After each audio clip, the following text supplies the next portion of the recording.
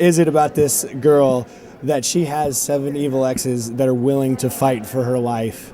Well, I think they're all a little bit bitter about the way that she broke things off with them, and they kind of want to make sure that her love life is never good or happy because they're all angry at her.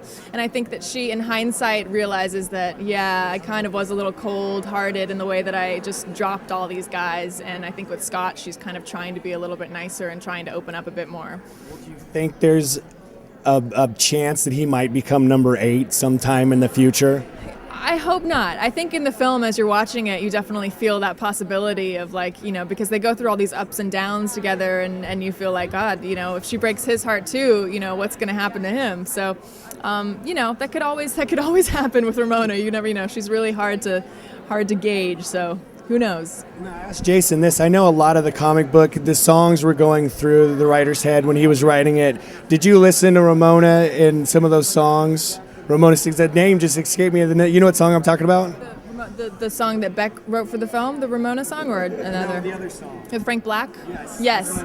I did, yeah. Edgar sent that song to me before we started shooting and just said, I'm thinking about using this song in the film. And I love that song, first of all, so I listen to it all the time for that. But it was also really cool and exciting because I could just picture that being such a cool sequence of hearing that song in the film. So yeah, I listen to all the music from the film all the time.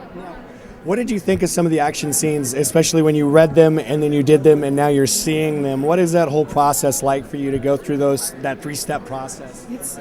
It's overwhelming. I think for all of us, as we were sitting there watching it last night, we were like, oh my God, this was 6 months of our lives, that we gave to this film, and now it's on the screen and it looks so beautiful and cool and different, and we're a part of that. And we all were really kind of emotional about it. It was crazy.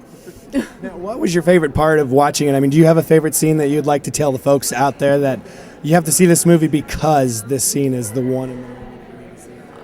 Honestly, just about every scene in the movie is that kind of scene. I mean, it moves so quickly, and every scene hits you and is shocking in the way that it's so unique and different. I think especially all the fight scenes kind of leave you going, what did I just watch? That's, it's so awesome. I think the film, it leads up to a really climactic fight scene at the end.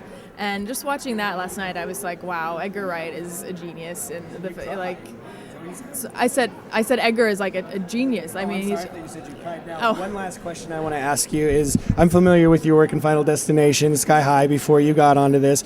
And when I first saw pictures of you in the blue hair, I did not recognize you. And I'm wondering what you thought of yourself in the blue hair. And was that enough of a transformation to bring a whole different persona into this picture that you hadn't really dealt with before? It definitely was. I mean, the blue hair and also the fishnets and the combat boots and the leather jacket, it was so different from me and so outside of anything I'd ever played before that I couldn't help but take on a whole new person, and it was cool. It was cool to know that I could even do that because I'd never done it before, and I'd love to kind of go further in that direction and see where it goes.